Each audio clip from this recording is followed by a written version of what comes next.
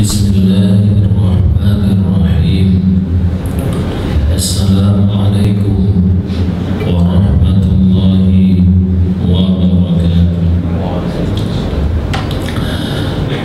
Innal hamdalillah nahmaduhu wa nasta'inuhu wa nastaghfiruh wa na'udzu billahi min shururi anfusina wa sayyiati a'malina. Man yahdihillahu fala mudilla lahu wa man yudlilhu fala hadiya lahu.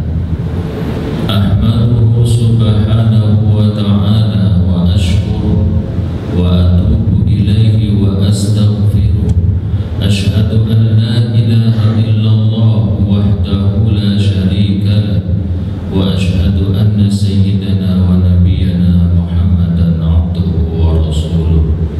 Allahumma salli wa sallim ala abdika wa rasulika sayyidina Muhammadin wa ala alihi thayyibin tahirin wa ashabihi al-akramin al-muntajabin.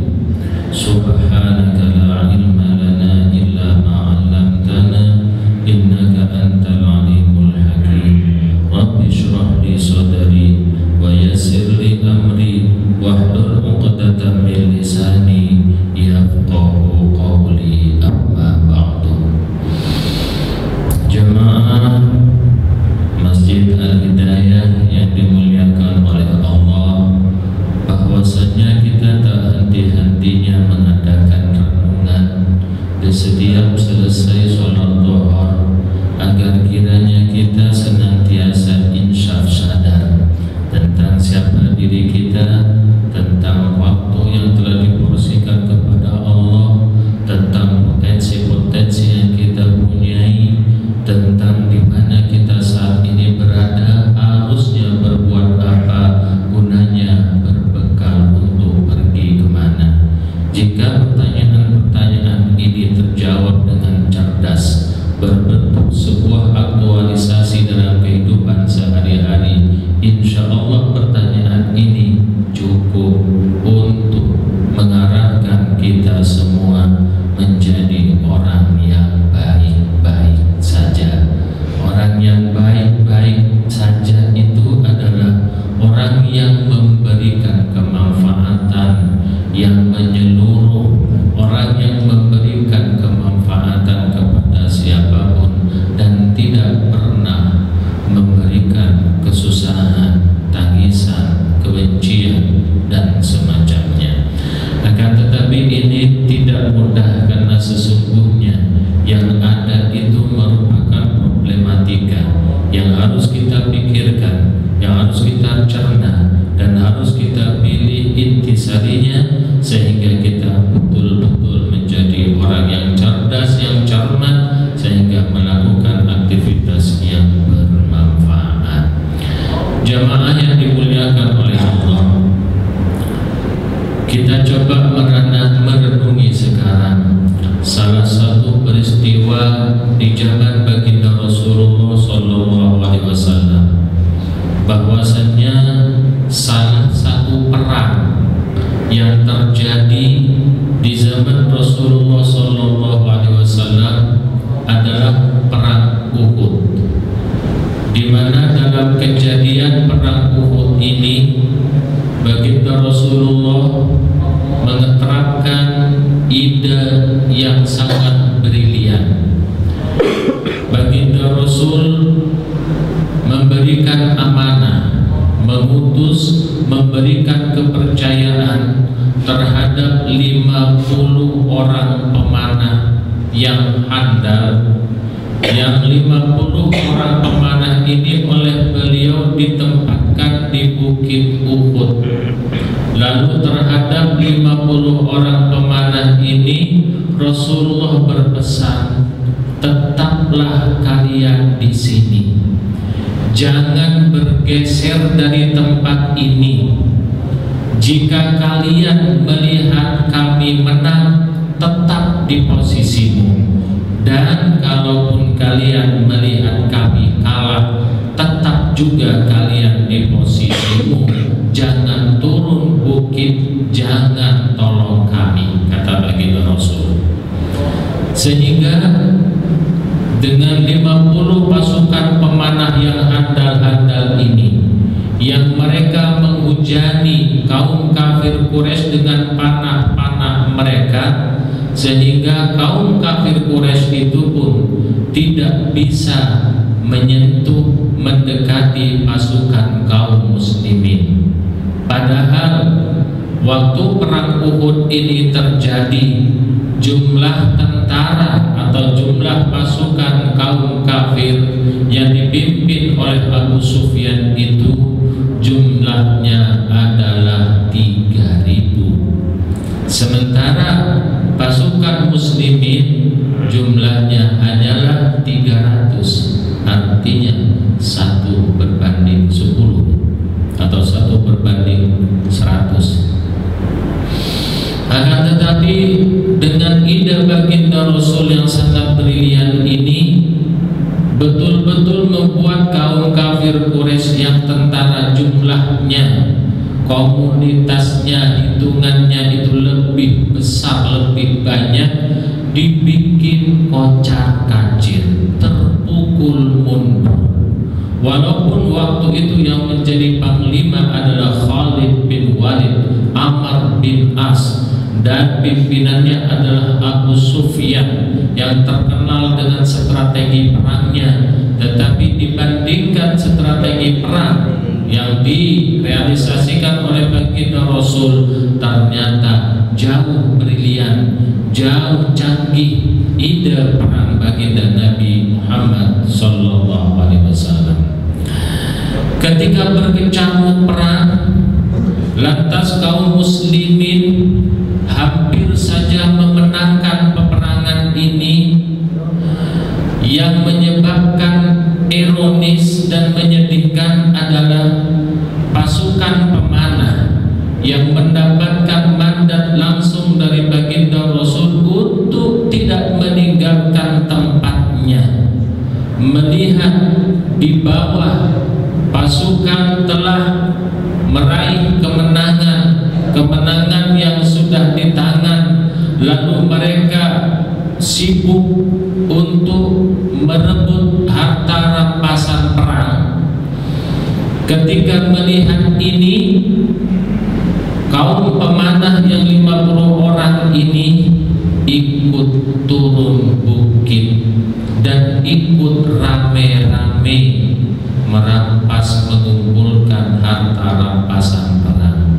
Walaupun oleh komandan mereka, yaitu Abdullah bin Zubair, diperingatkan akan pentingnya amanah baginda Rasul, akan tetapi kilauannya harta, mahligai dunia, dan sedetik kemenangan telah menyilaukan mereka, sehingga mereka silau tak mampu mencerna amanah, justru ikut hawa nafsunya, lalu meninggalkan pos mereka, turun bukit Uhud, lalu mereka juga berebut harta rampasan perang. Melihat kondisi yang seperti ini, dilihat oleh panglima kaum kafir Quraisy yang sangat jeli, yaitu Khalid bin Walid. Segera Khalid bin Walid mengadakan konsolidasi terhadap pasukannya. Lalu dengan serentak dan tiba-tiba mereka menyerangnya dari belakang bukit Uhud itu. Pasukan kaum muslimin yang lagi dibuai oleh setitik kemenangan, pasukan kaum muslimin yang sibuk berebut harta, pasukan muslimin yang tidak amanah, mengkhianati amanah dari baginda Rasul, menghadapi serangan yang tiba-tiba ini, mereka menjadi kaget luar biasa.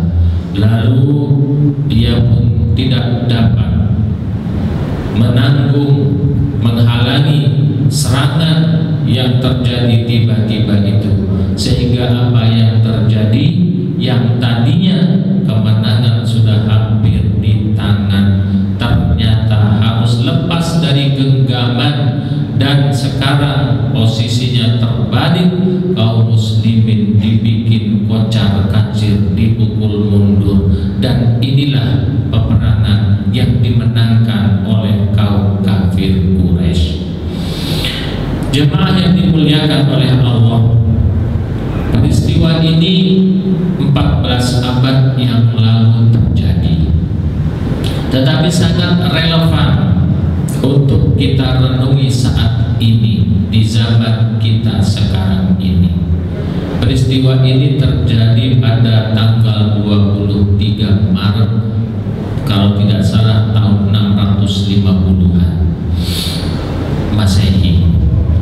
Tetapi peristiwa ini sangat relevan kita renungi bersama-sama, bahwasannya betapapun pintarnya orang muslim ini, betapapun kuatnya umat muslim ini, betapapun banyaknya umat muslim ini, tetapi tatkala tidak memegang teguh amanah agamanya, mengkhianati ajarannya, mengkhianati amanahnya, maka akan seperti sekarang inilah kondisinya, di mana umat muslim saat sekarang ini banyak dari segi jumlah, akan tetapi nasibnya dipermainkan oleh orang-orang di luar muslim.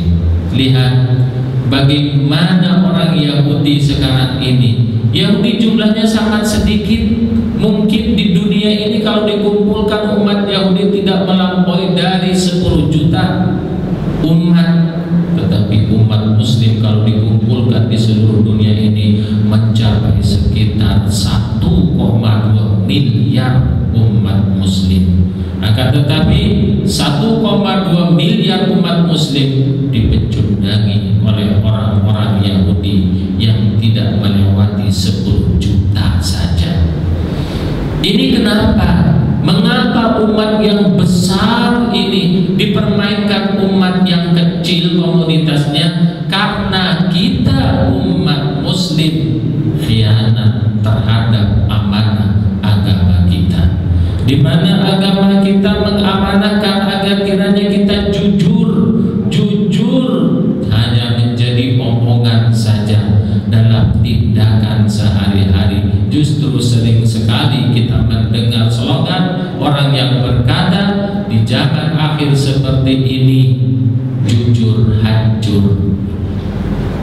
Maka masing-masing kita bertindak sesuai kebutuhan, kejujuran tidak dipertahankan. Padahal hadis baginda Rasul mengatakan, jujurlah kalian, karena sesungguhnya kejujuran itu akan menghantarkan kalian kepada kebahagiaan. Dan takutilah kalian bertentang perilaku yang pendusta, karena pendusta itu akan menghantarkan kalian kepada kehancuran. Masing-masing setiap kita tidak mengindahkan amanah kejujuran ini, dan masing-masing kita semuanya menjadi pendusta. Kita ambil yang sekarang ini. Kebetulan momen-momen sekarang ini adalah bagaimana anak-anak kita yang sedang belajar, baik di SD, SMP ataupun SMA, yang akan menghadapi tahun pelajaran berikutnya, angkatan 2015-2016. Bagaimana mental anak-anak kita dididik selama 6 tahun di SD itu, gurunya berkata agar kiranya kita jujur. Selama 6 tahun digembleng seolah-olah menjadi jujur, betul-betul jujur. Tetapi tatkala nanti selesai ujian kemarin, kebetulan kemarin hari Sabtu, itu adalah ujian terakhir bagi anak-anak kita yang lulus SD, telah mengakhiri pelajarannya pada hari Sabtu kemarin. Tetapi apa yang terjadi? Karena sekarang untuk orang-orang berlomba untuk masuk SMP negeri, semuanya berlomba-lomba untuk masuk SMP negeri. Sementara masuk SMP SMP negeri ini memerlukan NIM dengan sistem gugur karena sistemnya adalah online. Akhirnya apa yang terjadi? Masing-masing guru kelas 6-nya ini menilai, memberikan nilai terhadap anak-anak kita SD kurang sesuai dengan kemampuannya. Karena itu terjadi kolaborasi pesanan dari orang tua kita, termasuk kita memesan terhadap gurunya, Bapak, anak saya mau masuk SMP negeri, maka tolong nilai NEM-nya tinggikan. Maka tatkala kita melihat nilai NEM anak SD kita sekarang tinggi sekali, itu sebetulnya kebohongan. Bukan menulis bagaimana nilai yang sebenarnya, itu nilai pesanan supaya lolos, supaya tidak teranulir di komputer. Bagaimana kita akan menjunjung kejujuran sementara mulai dari SD kita sudah mendidik anak-anak kita dengan nilai kebohongan?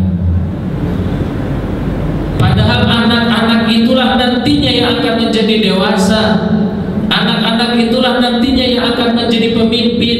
Anak-anak itulah nantinya akan menjadi anggota legislator. Anak-anak itulah nanti akan menjadi owner, menjadi karyawan, dan menjadi apapun. Bagaimana nantinya kalau semenjak awal sudah dididik dengan nilai-nilai yang tidak semestinya? Saya tahu ini karena memang kebetulan saya juga banyak berkecimpung di dunia pendidikan, termasuk istri saya juga adalah pengajar di SD. Hampir rata ini di Indonesia seperti ini nilainya. Justru guru yang betul-betul menilai tentang angka yang memang pantas untuk anak itu justru mendapatkan sindiran, cemoohan, dan perbuatan yang tidak menyenangkan. Masing-masing kepala sekolah sekarang justru menilai dengan nilai yang tinggi dengan tujuannya masuk SMP negeri. Bukankah ini dengan secara otomatis menjadi batal apa yang didengungkan semenjak kelas 1, semenjak di PAUD, semenjak di TK, agar kiranya mempunyai karakter yang jujur, dihancurkan dengan ujian nasional yang terakhir itu, dihancurkan nilai-nilai luhur yang dibangun oleh para gurunya ini dalam masa 1 minggu. Lalu kemana nilai kejujuran ini? Dan inilah yang terjadi, di mana kita sekarang ini berangkat dari situ. Akhirnya sedikit sekali orang yang betul-betul menjunjung tinggi kejujuran, taat terhadap amanah, betul-betul menerima apa adanya, jujur pada diri sendiri, bahwa sesungguhnya kalau memang nilainya sekian, ya sekian. Ternyata dari anak SD saja sekarang sudah sedemikian ada penilaian itu.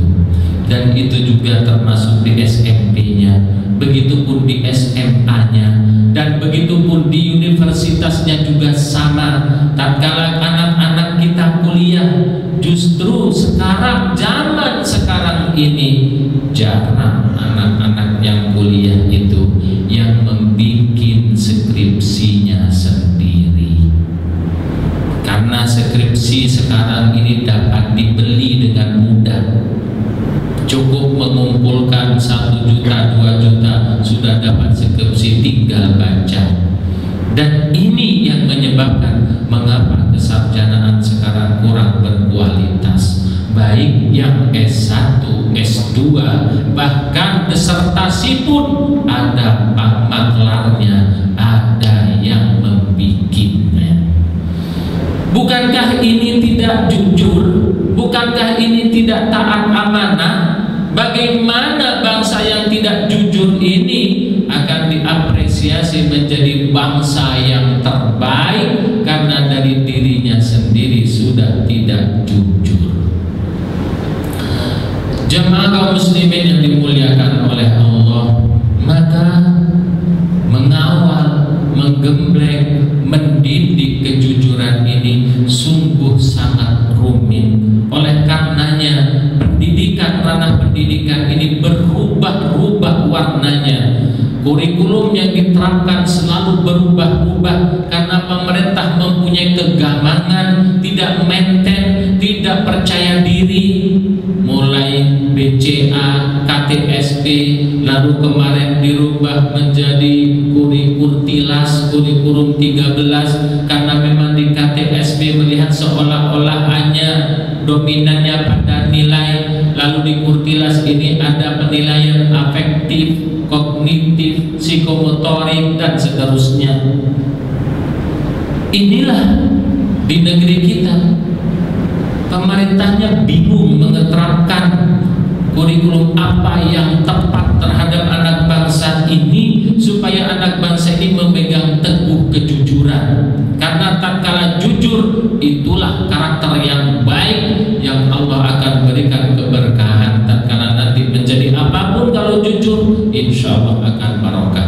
Dan ini juga terjadi di perang Uhud, di mana tidak memegang amanah, tidak jujur, lalu berebut harta, meninggalkan amanahnya, maka hancurlah kejadiannya. Tidak memegang amanah. Yang kedua dari peristiwa perang Uhud ini adalah manusia berebut harta. Bukankah pasukan panah ini dia meninggalkan amanahnya, tidak di posnya, baginda Rasul dikhianati karena harta itu begitu mempesona sehingga mereka berebut harta. Sama saja sekarang ini, kurang apa bangsa Indonesia ini? Dari SDM-nya sangat pinter-pinter, banyak PhD, banyak doktoral, banyak kiai, banyak ustadz, banyak magister. Akan tetapi bagaimana kondisi Indonesia ini justru menjadi pecundang, dipermainkan oleh orang-orang luar, diakibatkan karena suntikan dana, karena sogokan, karena praktek-praktek yang tidak halal, lalu berebut supaya mendapatkan yang lebih, menghilangkan hak orang lain. Bukankah seperti ini yang terpraktekkan sekarang? Akhirnya betapapun bumi kita kaya karena praktek-praktek yang seperti ini. Yang pintar-pintar justru sibuk berebut harta, meninggalkan keprofesionalitasannya. Yang menjadi dosen sibuk untuk berebut harta, yang doktoral sibuk berebut harta. Masing-masing kita semua sibuk untuk berebut harta dan meninggalkan tugas pokoknya. Sebagaimana pasukan panah itu tugas pokoknya adalah tempat di tempatnya, tidak bergeming, walaupun melihat rayuan bujukan harta tetap di tempatnya berjaga. Sama sekarang para ilmuwan, para asatid, para kiai, para doktoral sama untuk berebut harta, di mana seolah-olah harta ini adalah menjadi tujuan yang pokok, yang tidak ada lagi tujuannya. Maka akan seperti sekarang inilah kondisinya, karena masing-masing sibuk berebut harta. Musuh mengacak-ngacak ke dalam gawang kita sudah banyak sekali. Apa yang terjadi sekarang di Suriah, apa yang terjadi sekarang di Yaman, apa yang terjadi di Afghanistan, di Libya, di Irak, di Libanon, apa yang terjadi dengan ISIS, apa yang terjadi dengan Al-Qaeda, dan seterusnya dan semisal semacamnya, itu merupakan skenario untuk menghancurkan umat Islam. Dan betapa kalau misalkan kita buka YouTube misalkan sekarang ini, bagaimana dipublish bahwa dari madhab yang lain misalnya seperti kaum Syiah yang mengataskan Ahlul Bait misalnya, yang mengadakan syahadat, orang dimasukkan kepada syahadat mereka, yang bersyahadat asyhadu an la ilaha illallah wa asyhadu anna Muhammadar Rasulullah wa asyhadu anna aliyan waliyullah wa asyhadu anna Abu Bakar wa Umar wa Utsman wa Aisyata wa Hafsata finnar. Dan Abu bersaksi bahwa Abu Bakar, Umar, Utsman, Hafsah, Aisyah, istri-istri baginda Rasul itu finnar. Dan syahadat ini diulang-ulang di YouTube, dan syahadat ini dipublikasikan oleh pemerintah Saudi di mana-mana, diulang-ulang. Padahal tidak semua orang Syiah meyakini yang seperti ini. Ini menjadi senjata mereka untuk memicu persengketaan, permusuhan di antara kita, seolah-olah orang Syiah semua itu syahadatnya seperti itu. Padahal tidak. Ini adalah yang diikuti oleh seorang komunitas yang gulat, yang lebay. Lalu kesalahan salah satu individu orang Syiah dibuat generalisir untuk menyalahkan, mengkafirkan orang-orang Syiah semuanya. Apabila dari kelompok orang Syiah ada yang salah, jangan digeneralisir semua kaum Syiah itu salah. Karena di NU juga banyak yang kaum yang lebay, di Muhammadiyah juga banyak kaum yang lebay, di Sunni juga banyak kaum yang lebay, yang bulat. Jangan mengeneralisir dengan kesalahan satu komunitas lantas seluruhnya menjadi salah semua. Dan ini kebetulan orang-orang kafir berkolaborasi dengan orang-orang muslim, taruh kata salafi ekstrim, sedang betul-betul membutuhkan dalil untuk mengkafirkan, mendiskreditkan kaum Syiah. Muncul dari komunitas kaum Syiahnya sendiri yang melegitimasi, menguatkan alasan mereka untuk mengkafirkan. Salah satunya adalah syahadat tadi. Dan bagaimana syahadat ini oleh pemimpin komunitas kaum Syiah atau Ahlul Bait, sebut saja Syekh Hasan Nasrullah, marah besar terhadap syahadat ini.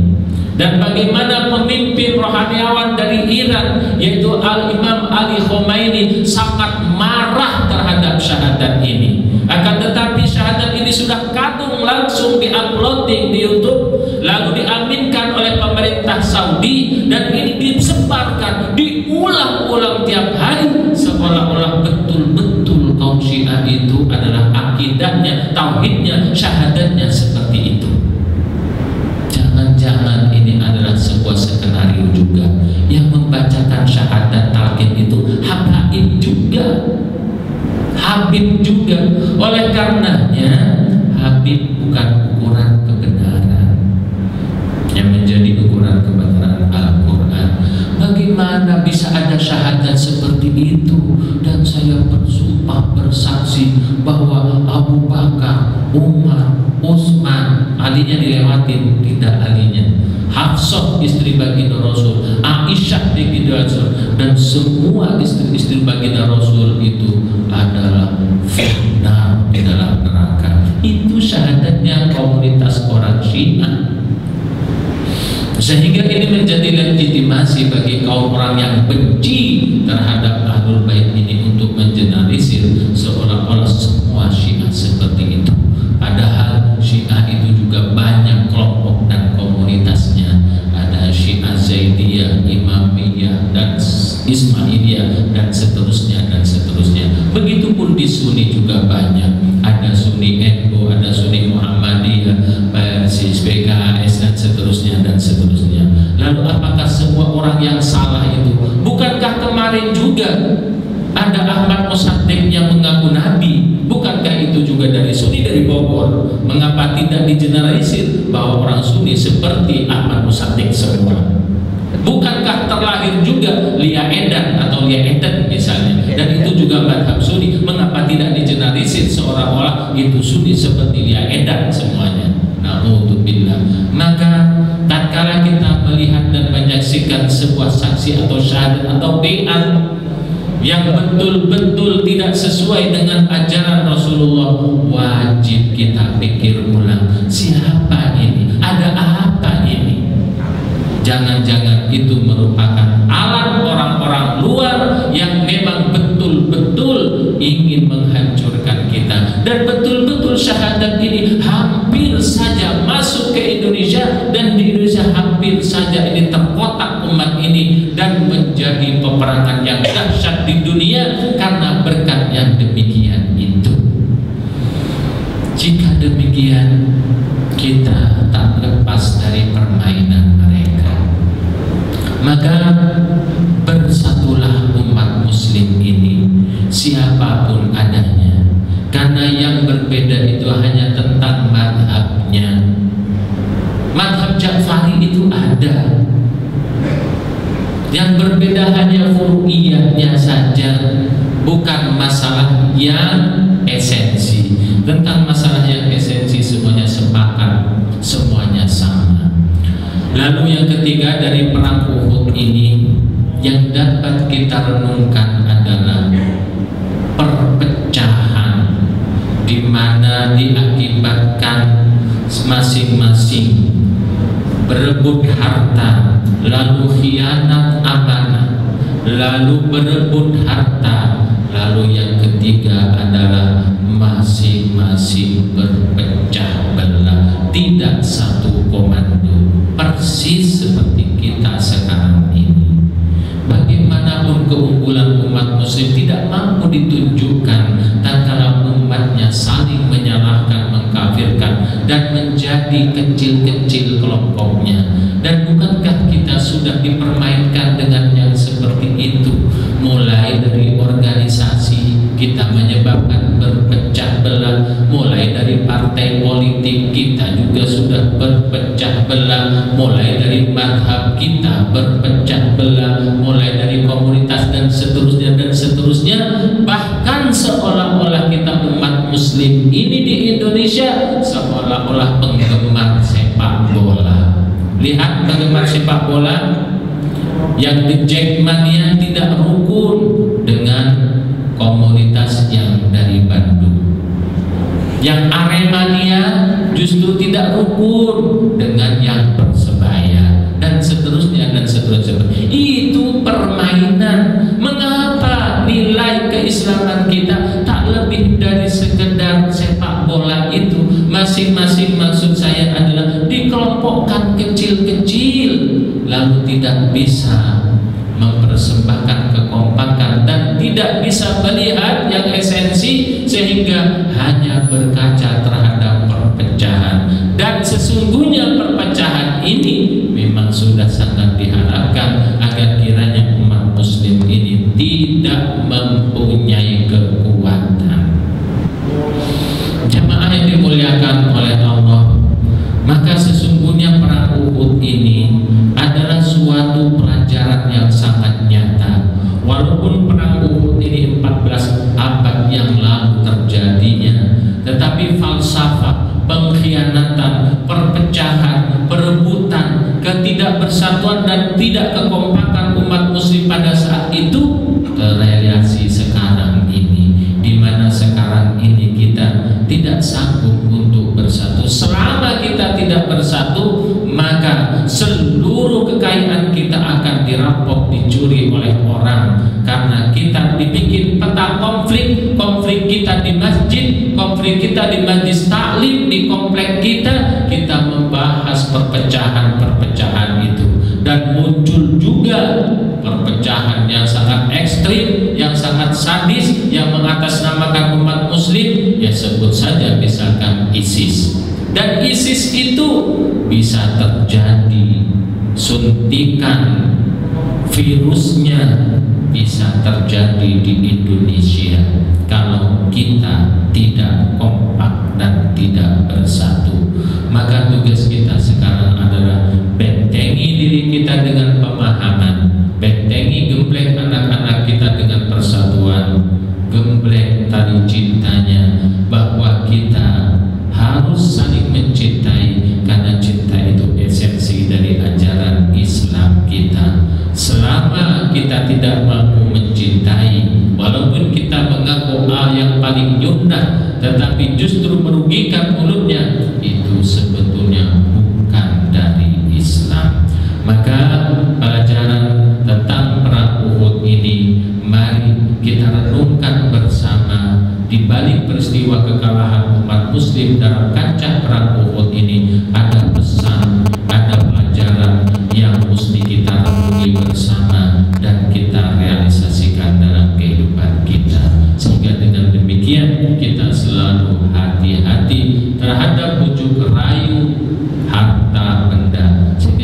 komitmen